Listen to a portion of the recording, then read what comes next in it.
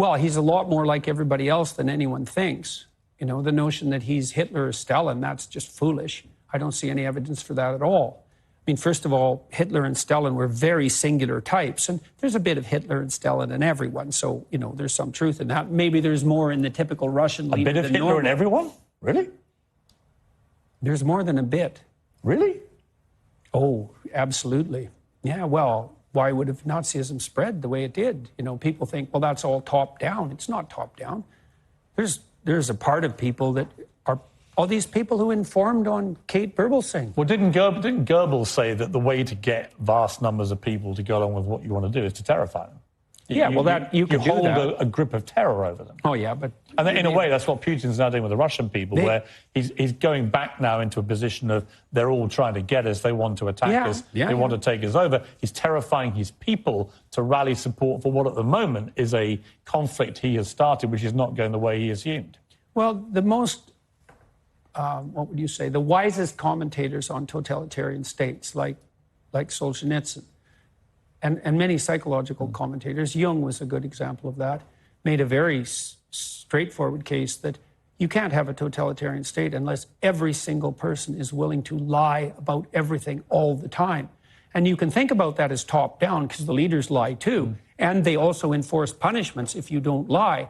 But then you can also think about it, the totalitarian spirit is replicated at every level of the society. And so in a truly totalitarian state, husbands lie to their wives and parents lie to their children. And the totalitarian state is actually the grip of the lie. And so, and people will certainly go along with that. I mean we're seeing that emerge here with cancel culture. It's like lie or else. Yes. It's like, yeah, well. And the Russian people will be bombarded all the time with state media propaganda and will be buying into a lot of what Putin is saying. Yeah. How does this war end, do you think? We're going to find out this winter. Well, I know what I would do in his shoes. I'd wait till the first cold snap and shut off the taps. Right. Well, because of course he's going to do that. He's got the control over the energy. Of course he's going to do that. He's already warned the West with his insistence that maintenance problems were necessary and the pipelines had to be shut down. Do you think he will use a nuclear weapon? If necessary, he'll use a tactical battlefield weapon. Even if it starts World War III? It won't, probably. Why? Because we wouldn't respond? What's in it for us? If you let him do it and get away with it, where does that end? Then you are into a Hitler analogy. Look, you can get yourself in a situation, no problem, where there's no good outcome. We're trying to do that right now on every front we can possibly imagine.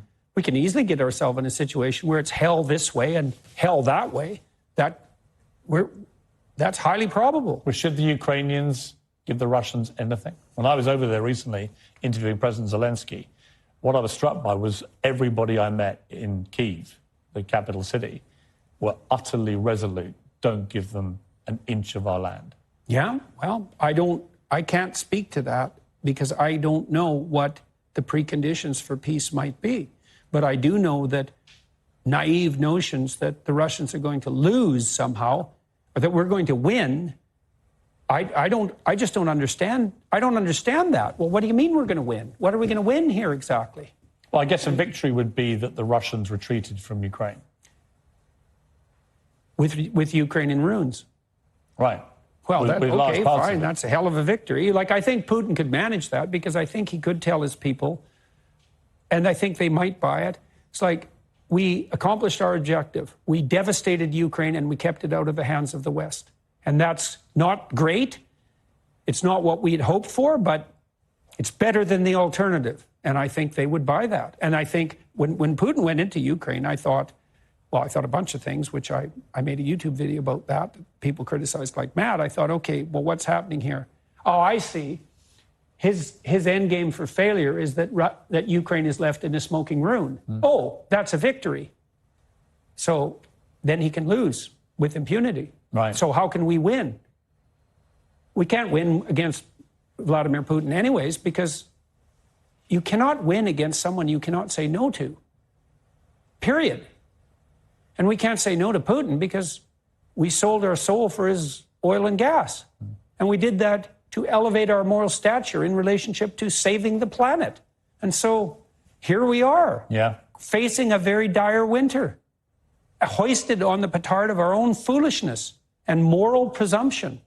We're saving the planet. We'll see. I don't think so. It doesn't look like it to me. And this is the most catastrophic issue here. Assuming that we're facing an environmental crisis of planetary proportions, which is not something I buy, by the way, assuming we are, well, then I would imagine that you would put in place measures that would ameliorate that problem instead of exacerbating it. But all the measures you're putting in place are actually making the environmental problem worse. So how is that even vaguely acceptable? And I look at that and I think, oh, I see. It's just like George Orwell said about middle-class socialists 50 years ago. It's not that you love the planet, it's that you hate humanity. So, well, have at her, boys and girls, and we'll see what happens this winter. And it's very terrifying to me, especially here, because your energy prices have gone way out of control, and that's going to hurt a lot of poor people, and certainly around the world as well. The World Bank already estimated that we've put 350 million people into what they call food insecurity. 350 million.